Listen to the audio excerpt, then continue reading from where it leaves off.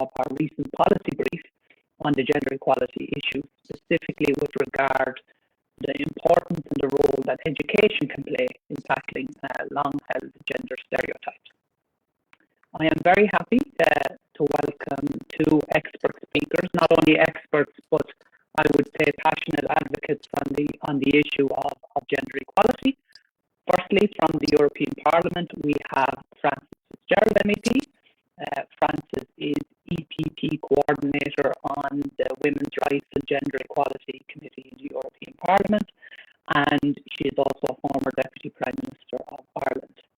And we are also very happy to welcome Nina Stareva. She is Head of Sector for Gender Equality in DG Research and Innovation in the European Commission.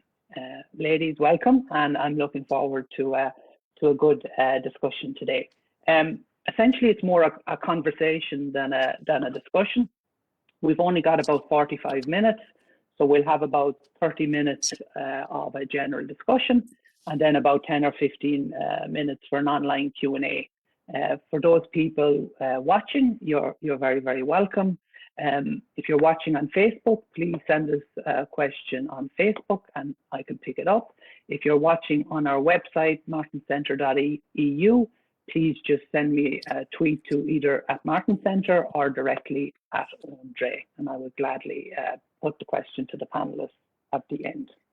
I suppose just to start the discussion, I suppose if you're on the outside looking in, you could say that things have dramatically improved, as regards to the location of gender equality on kind of the list of priorities, especially for the European Commission and for national governments over the last decade. Certainly in terms of the ongoing pandemic, women are certainly playing a more visible role as leaders in international organizations and in, I suppose, political institutions, not only Commission President von der Leyen, but Christine Lagarde in the ECB and many, many others. However, I suppose the destination of gender equality still hasn't been reached. There's still a long, long way to go. And I suppose the purpose of this event is twofold. One is to look at how to cement and how can we build on the progress of recent years. And the second, which I suppose is even more important in the short term, is how can we ensure that the pandemic doesn't involve rolling back some of the progress that has been made probably over the past decade at least. And maybe Frances, that's an issue I might start with you on. I know that the European Parliament adopted your resolution on the gender-based perspective for the pandemic and the post-crisis period.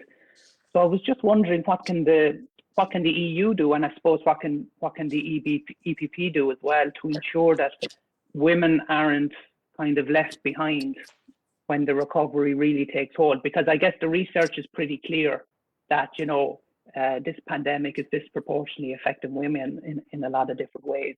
So I was just wondering what you think the immediate priority should be. Well, thank you very much, Owen, and good afternoon. And good afternoon, Mina. Delighted to join you to discuss this very important topic.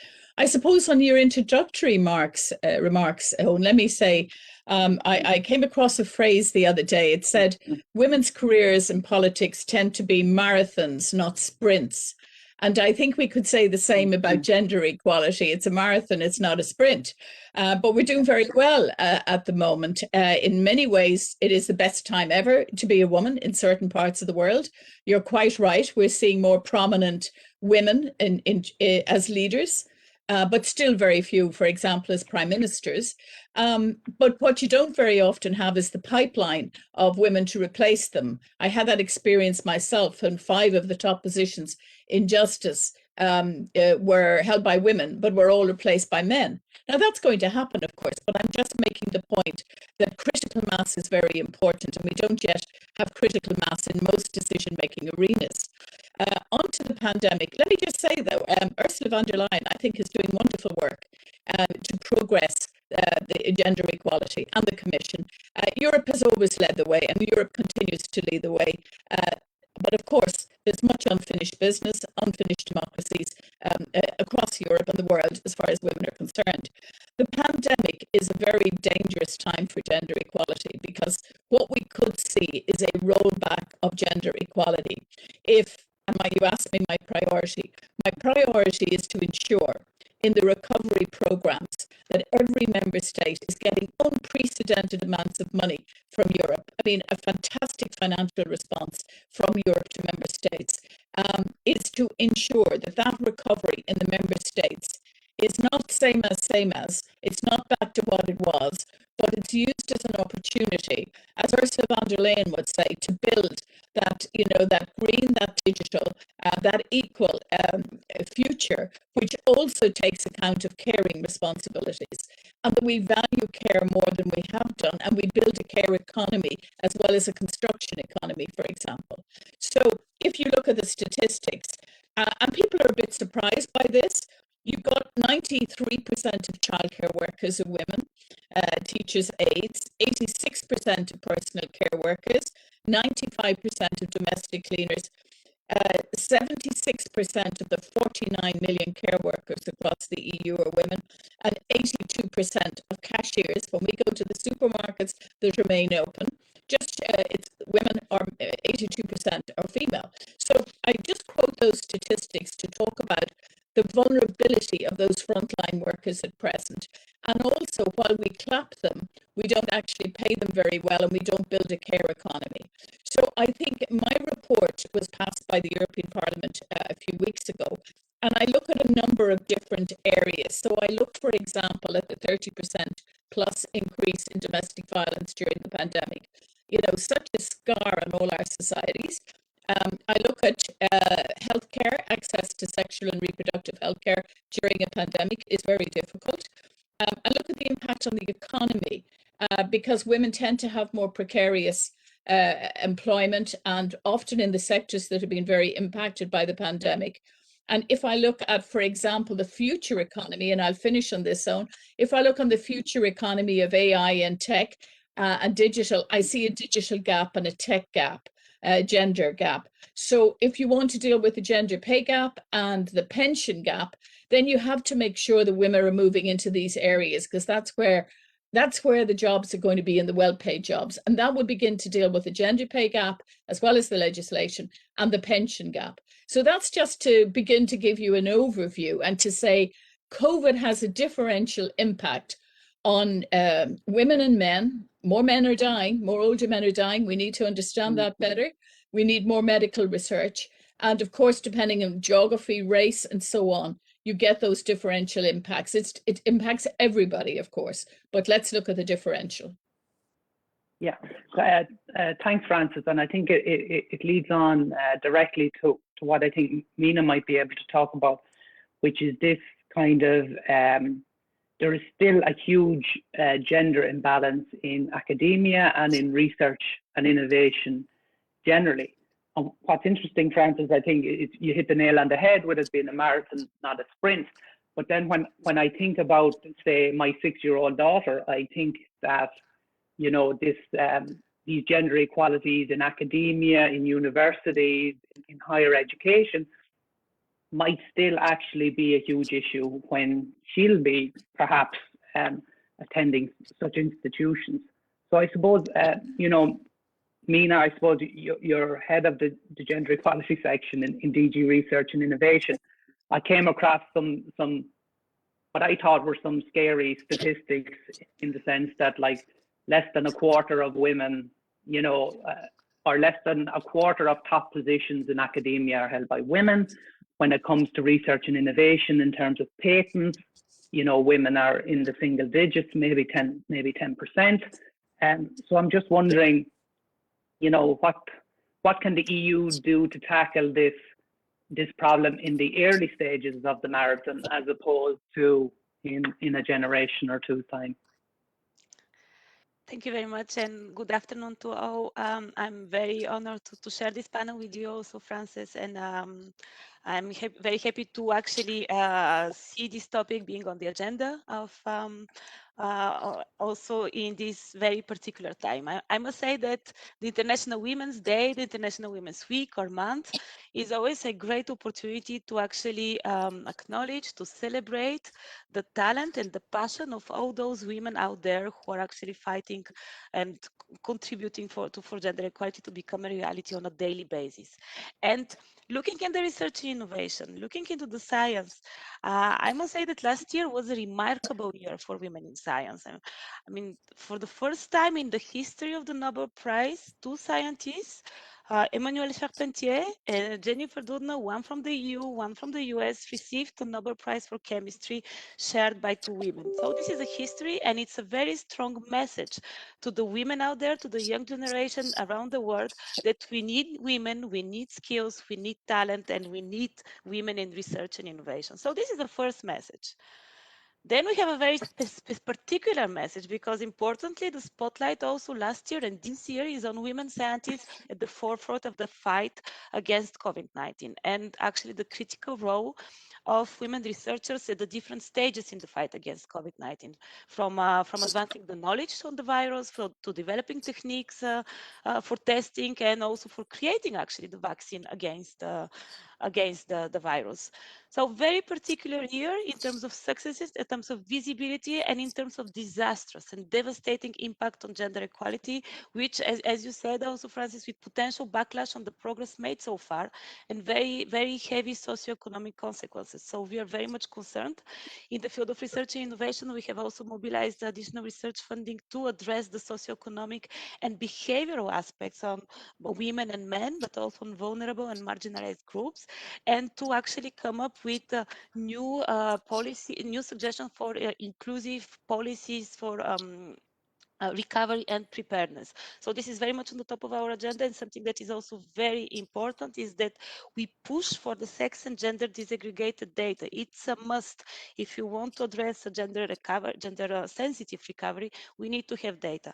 So spotlight on research, spotlight on women, spotlight on also the attractiveness of research and scientific career. And still, as you say, we are not yet there. We are not at all there. Actually, numbers are speaking from themselves. Progress has been made, but the implementation of gender equality objectives in education, in research, in innovation, in culture are absolutely uneven. And I want still to be very positive, because we speak about the legacy of the von der Leyen Commission, and gender equality has never been as high on the political agenda as it is now. And this is a momentum. This is a momentum for us in the field of education, research, innovation, in the field of all policies, to put a priority on gender equality, a visible priority on gender equality, to mainstream gender equality within our policies, but also to have it as an individual and standalone a priority. So this is where we stand. We are absolutely aware that while we do have gender parity among PhD graduates, for instance, across Europe in all fields considered, there is a glass ceiling in research careers. So as you said, women occupy only 24% of top academic positions, and they do represent only 22% of heads of higher education institutions. So this is largely not enough. And our commissioner for education, research and innovation, Maria Gabriel, is fully committed to actually address these barriers, structural barriers that persist at institutional and at national level, also in the narrative we have for gender equality at political level. So she's fully committed to build a pipeline, as Francis, you said, on female talent in research innovation. So I would stay with this positive message here to launch the discussion. Thanks, Mina. And actually, just kind of building on something you said and bringing it back to Francis, I think like when we drill down, you know, to kind of, you know, being committed to achieving more, I suppose, gender balance, in particularly in research and innovation and in academia, we really need to drill down to, like, I always think, practical measures. It's great to talk about it, but we need, I think, particularly I see it within my own family, within my own friends, that for women to have the opportunity to, to achieve all their ambitions and to achieve their potential, we really need to talk about issues like childcare, particularly as the progress up the career ladder. And Francis, I was struck by when you said at the start about the care economy, which I think the statistics are pretty overwhelming. The vast majority of caring responsibilities in the home, unpaid, tend to be undertaken by women. And I know it's something that the EPP group are starting to look at as well, which I think is very important. But I think, should this also be a priority moving forward? Should we really kind of try and take this momentum for gender equality that we have as kind of a general theme at the moment and push it towards areas as well, like childcare, like some sort of, care strategy? I think, yeah. And I think that's really important. This is very, as you say, get down to the brass tacks, to the reality. If you're doing an awful lot of housework, if you're doing an awful lot of childcare, if you have responsibility for children and older parents, perhaps, it gets very difficult to keep your career going at the level that you might like to. Now, take myself, I started off as a social worker. I got the first job sharing position as a social worker in a hospital in Dublin. I took, maternity leave, I took unpaid leave, I took a lot of time out. And I think we need to give both women and men the choice to do that. I think younger men are clearly more involved in, and I think the most recent research during the pandemic is showing that men have been more involved with their children. You're also finding they're building the relationships more, and clearly younger men, younger families, you are seeing more sharing, but it's still disproportionate actually from all of the research we're seeing during the pandemic. It's not actually equal, which is quite interesting. And that may be cultural issues. It may be, it's like the more you practice, the better you get. And maybe women have to allow men to practice a little bit more in some of these tasks. I say that a bit facetiously, but, some men are very motivated, but others aren't. We know that. But it is interesting to take up Mina's point that during the pandemic, women produce less research papers. Some studies showing that. And I imagine, that was because they were, trying to combine work and family life. And I suppose I would say working from home is not a substitute for childcare, to take up your point, and that we really do need, and childcare in many countries was not seen as essential during the pandemic. So it's been very difficult for young couples, or not to talk of lone parents with children, to manage their work and family life. So care is very big. And I think the way we've always regarded care, it's like it's a continuation of housework, and that it traditionally falls more to females. It's underpaid. We haven't really built the economies around it much. And yet with the population of Europe, clearly we can't continue to rely on, people who are underpaid, people who perhaps move between countries. There's huge issues around health and safety and career progression and training and so on. So I think the care area, what I want to see Europe doing, and I think the EPP can lead on this, is build up the concept of a European care strategy. So we gather more data by our wonderful researchers. Data is really important, and disaggregated data is critical. We've got to get the differential data. I mean, it still amazes me, that medical research has primarily been done on men. I mean, it's quite extraordinary, on the assumption that the impacts of different illnesses are the same on women as men. And that's a blatant example, and some very good books written about that recently, and a real need to change. But, there's lots of change. There is more money in childcare. The EU has pushed standards in childcare. Governments are more committed. People are talking the talk. Yesterday, we had 11 prime ministers around Europe put out a statement about COVID and gender. Now, I was interested in that. First of all, it was a good statement. Secondly, why was there only 11? And what were the others doing? Or were they not asked? Or, how come? And I'm a little worried about some of the, the regression on not using the word gender equality in the council, because some member states won't use gender because they think it's about it's a kind of a Trojan horse for LGBTQI rights. So, you know, and then you see what's happening in some countries like Poland and Hungary, and you worry about basic rights. So, you know, we do have to keep, I don't want it to be a marathon for your daughter, Owen. We have to have positive action. We want to accelerate it. But the whole venture is a marathon, you know, and has been. But greater awareness now. And Europe, as I said, Europe is leading the way, you know, with the pay transparency measure now as well. Yeah, I have to say, I think it's, I think the worst thing, you know, the EPP or anybody working in this area could do is to take it for granted that gender equality will always be near the top of the policy agenda. And that's why I think it's important to keep kind of reinforcing the message that we need to build a legacy from the von der Leyen Commission long after the von der Leyen Commission had stopped. Mina, I just want to come to you because Francis mentioned money, and it put into my head that, you know, education is very important, but education is still, you know, a prerogative of the member states. But one, I suppose, very important influencing tool that the EU has is Horizon 2020, just because of its size and its scope and the amount of money it disperses around Europe. And I know that there have been some changes to the recent Horizon 2020 programs in terms of gender mainstreaming, in terms of the intersectionality. I was just hoping maybe you could describe what exactly the gender element of Horizon 2020. Yes, yes, of course, and this is very much linked also to what we just discussed. Through our policy in education and research and innovation, we do foster a structural change. We do foster a lasting change. We don't aim to fix the women or the numbers. We aim to fix the system and the knowledge. And it's very important. So we do promote an institutional change through the implementation of what we call gender equality plans.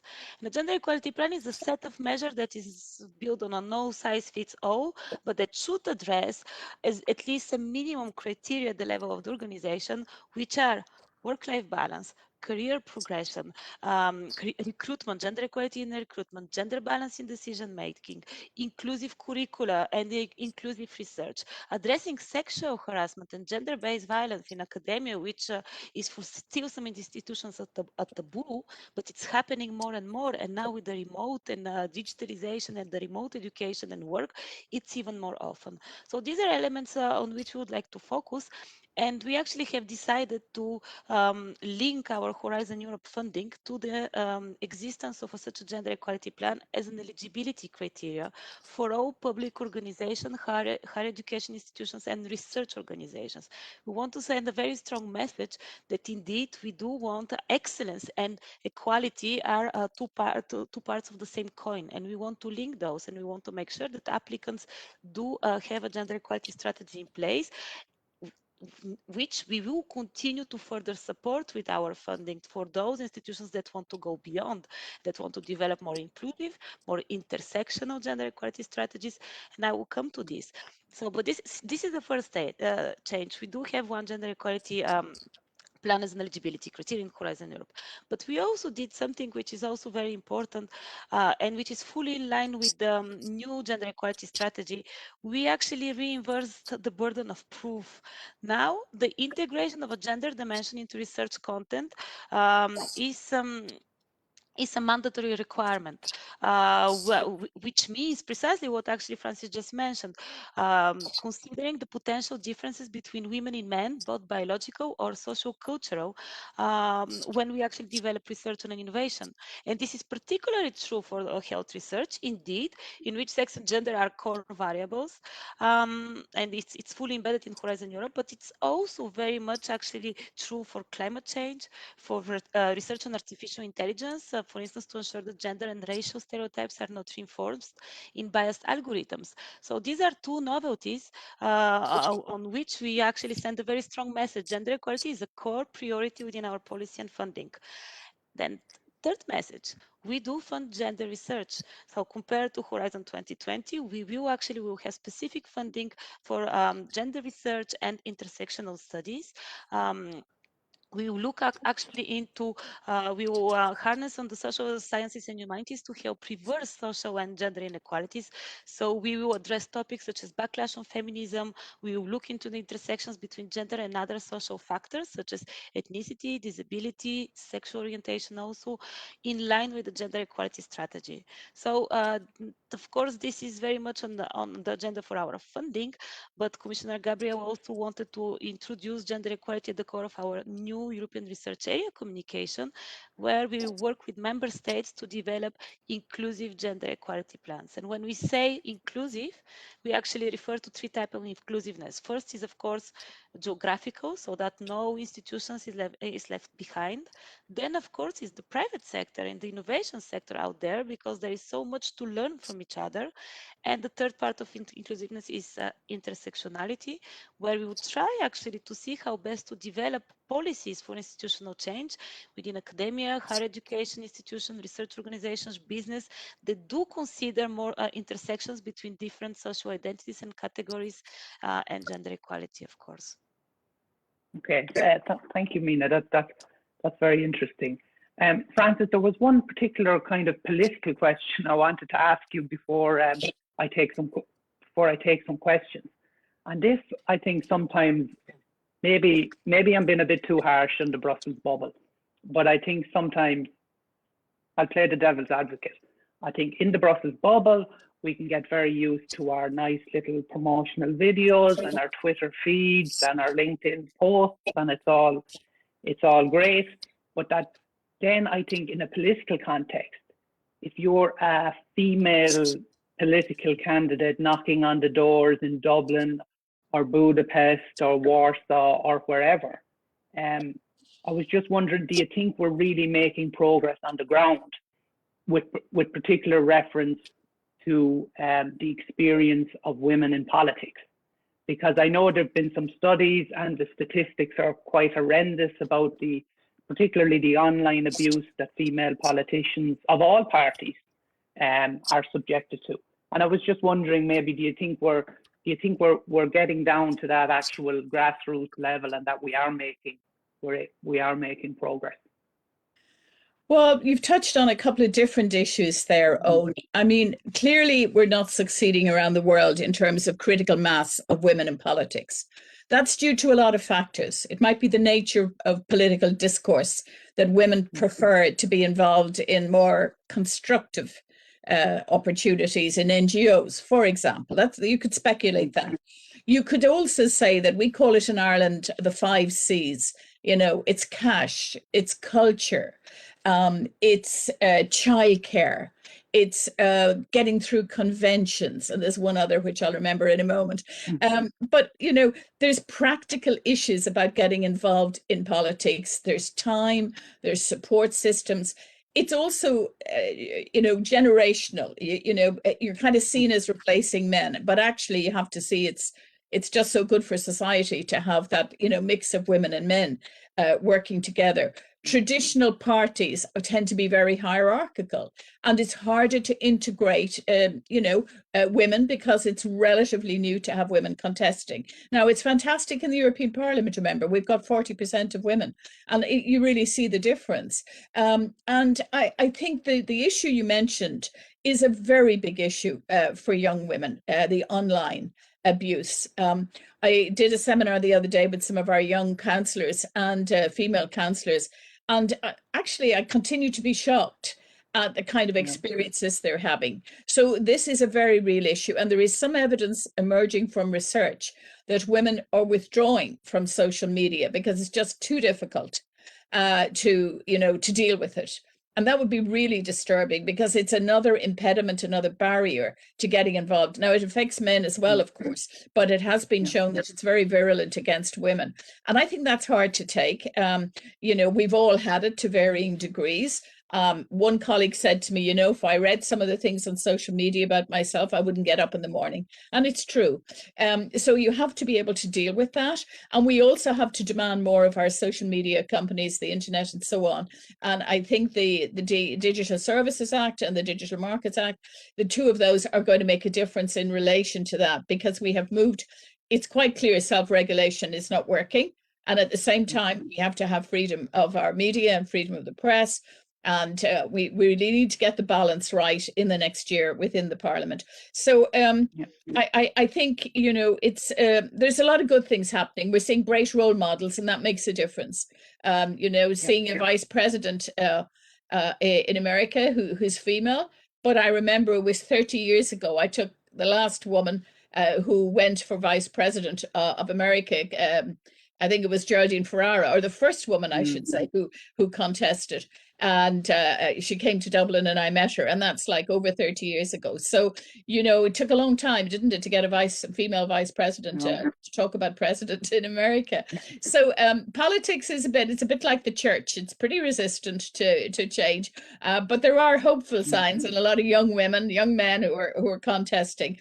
But we have to open the door a bit more positive action. Actually, you know, what Mina was saying is so important, and that's why I say the European Union leads the way. I mean, equally in the Recovery and Resilience Facility, the member states now have to show how they're dealing with gender equality. And I guess, Owen, we have to make sure it's not just a tick box exercise, that it's actually, as you're saying, it's felt on the ground. You know, there's the kind of upskilling for women, the training courses, and so on.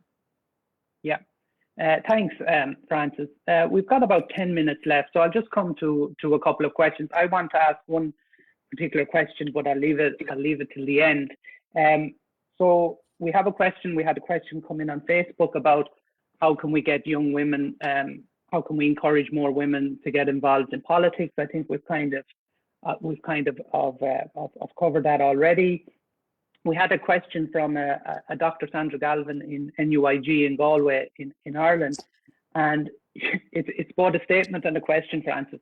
The statement is that there are no women on the Cabinet COVID-19 Committee, the Cabinet Health Committee, or the Committee on Europe or Government Coordination in Ireland at the moment. So how can Ireland be better guided by the EU in promoting gender equality in these specific areas? Well, you know, this is a direct result of women not being in the Irish Parliament in any great numbers, and therefore, and also in the civil service, we have seen an improvement in the numbers of women at senior levels. But the problem is in the decision-making process that says it's okay to have those numbers. It's difficult. Your international competence here and European competence, you can't tell a government, you know, who to have unless you're going to have mandatory quotas or something. But you've got to have people in the Parliament if you want to appoint them, so the problem of the lack of representation then gets replicated in these committees. But I would make the point that you should be bringing in women. You know, we have wonderful public health doctors, many women. I actually can't understand. It's the makeup of those committees. I don't think it's good enough at all.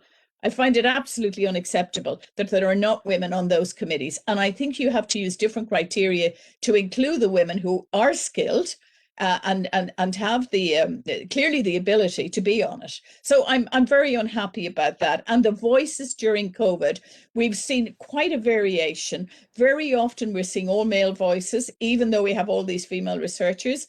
And again, I've been involved in discussions about that. Some of the men say, look, we're always saying, ask somebody else, but they come back to us and they say sometimes they can't get women. You always hear this sort of thing, but there's enough women out there to get balance. So, it is a difficulty when you don't have the critical mass in the Parliament to and then make their way up along to cabinet. By the way, the other C is confidence, which is interesting. Yes. Women's own confidence.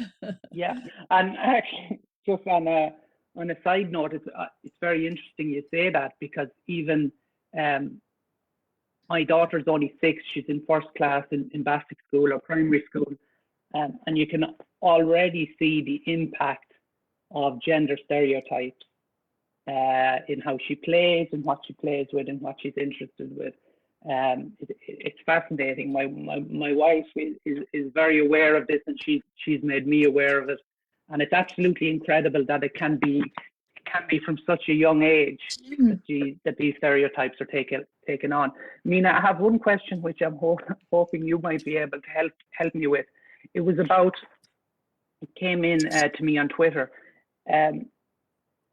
It's related to AI and deep technology. And have the Commission any proposals that might help create better gender equality in those areas? Because apparently, I'm not an expert, I don't know. Apparently, that is one of the areas where there is a striking imbalance. And that's also the area which, you know, I guess affects the algorithms that all the big tech companies are using. So, you know, I suppose that will also be included as part of the gender-based work for Horizon 2020, etc. Yeah, of course, and of course, this is a broader issue than Horizon 2020. It relates very much to gender inclusive education and attraction of girls and women into the digital sector, artificial intelligence, STEM, also very broadly. And there are many and different ways and policies already in place and policies in the pipeline to actually counteract the huge gender imbalances and what one could see in this field. Of course, in terms of one thing that we spoke, and it's very much linked also to the women in politics and in women in everything, is we need to give also the example. You need to guide by example. You need to have visible role models. And I was always saying that, okay, we need also a policy behind, but visible role models are crucial because actually career decisions are often made early on, as we just say, where actually with peers, with parents, and with families. And speaking about confidence, exactly, research has shown that actually girls and women, male and female students, they may differ in confidence, but they don't differ in their ability. So it's very important, and that we actually enable young girls to work with new technologies in a very early school stage. And this is actually at the core of the digital education plan that was adopted last year, also by Commissioner Gabriel, where actually the European Commission does support the education system to equip the new generation with skills for the new digital and green transition. Actually, our future is building on the digital and green transition, and these are most of them STEM related jobs. So it's very, very important. Of course, through projects, we actually do support gender inclusive environment where we work with formal and non-formal education establishment since the very early stage, and we work on stereotypes and we work on debunking those stereotypes and trying to develop digital capabilities. But this is only one part of the coin. And then there is the other one, which is how to make sure that digital solutions are not biased and how to make sure that actually gender equality, but also broader equality concerns such as racial or disability bias are actually not embedded into the algorithms that are being developed. The artificial intelligence strategies of the Commission, of course, is addressing this. In Horizon Europe, we will look in particular into this through research topic. We have worked with stakeholders to develop a topic on inclusive bias. On actually avoiding inclusive bias in artificial intelligence. So this is very much on the top of our priority list of not reproducing the stereotypes and biases that are out there. Yeah, thanks, Mina. And we're already coming up. We just have about 3 or 4 minutes left. So I just wanted to. We had different variations of this question, but actually I wanted to bring it up myself to kind of close the conversation. Is that we really can't talk about gender equality without talking about men, which. And I suppose the question is, how do we get more men, I guess, to play an active and constructive role? Because what I see, particularly in a political context, is I think there's 3 types of men. There's the men who are quite open and supportive of achieving greater gender equality.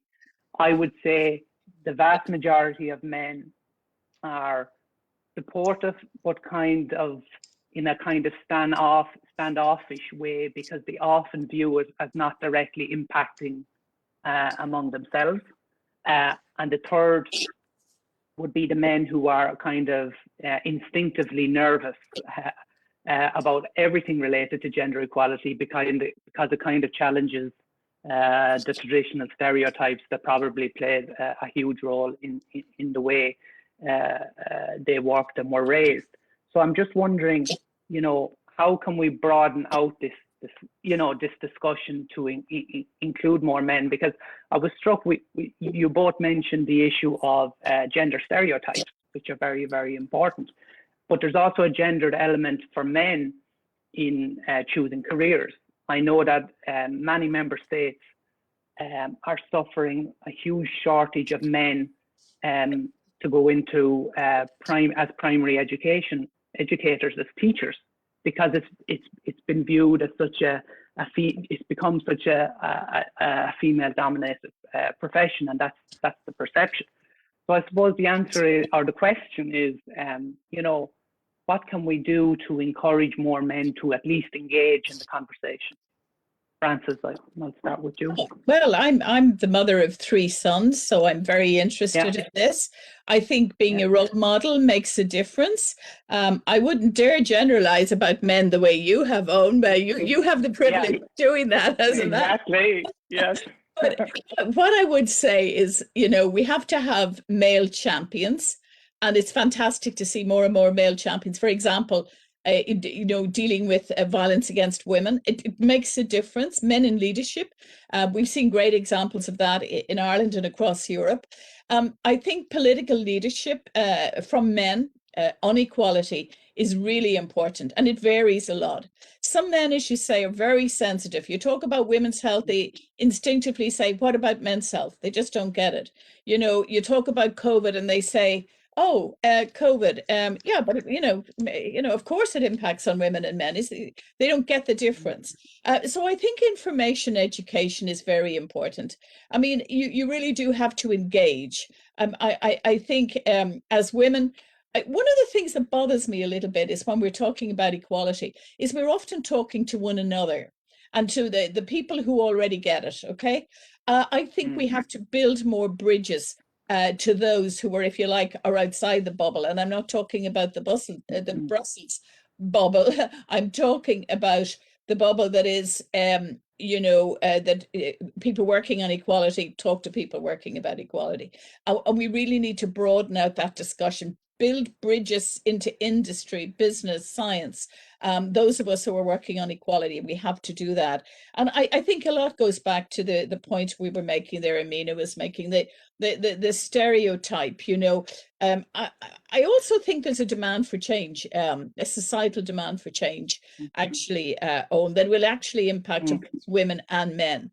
But there are resistances, and, we have to really demand change in those institutions that have important roles in our society, like parliaments, like big business, like going for, due diligence in business and making sure there's an equality frame. Like when we're giving them money, I'll finish by quoting, if we are to really advance gender equality, to quote President Joe Biden, don't tell me what you value, show me your budget, and I'll tell you what you value. So we've got to get men to really see this, because it's very easy, even in politics, and I've seen this as a senior minister, to do the same thing, not to sort of say, gosh, let's really do an audit of this. Let's do a gender proofing assessment of what we're actually doing. There's a tendency from some men to think, if you're doing it for everyone, it's going to impact equally. And actually it's not. We've got to be aware of that differential impact. And I think we have to produce the research as well, Owen. And then, women and men get the picture. Yeah. Mina, do you want to say a final word? I cannot agree more with Frances. It's of course, it's all about that. It's all about political leadership and political alliances. It's all about the political narrative we use for gender equality, and it is not a women issue. It's a societal issue, and we need to be fully aware of this. We need the managers, businesses, political leaders. They should all be aware of the benefits and of the the fairness and of the benefits of the issue. I hate it calling it the business case, but indeed it is also about including half of the society into to chip in on the full potential of the society. And what I really wanted to say that having it on the political agenda as a real issue, as a political priority, this is for me the best push that one could give to the priority, to the policy agenda. And I'm very glad that actually I do work for an institution where I do have equality on the agenda, and also at the level of the DG and commissioner. So it really helps to push the agenda. Okay, great. Thank you, Mina. Well, I'm sad to say that our 45 minutes are up already. I have to say that was the most enjoyable online event I've moderated in a long time. I want to thank our speakers, Frances and Mina. I know you're both very busy. Thank you for taking the time. Thank you to everyone who watched and who sent in a question. Sorry, I couldn't get to them all. And I suppose in terms of building a legacy, we can say the von der Leyen Commission has really pushed the boundary, but I think there's still a lot to do. And I suppose until every little girl in Europe has the same opportunities to learn and to succeed, I think only then can we say that we're really where we want to be. So I think, as Frances has said, it's a marathon, not a sprint.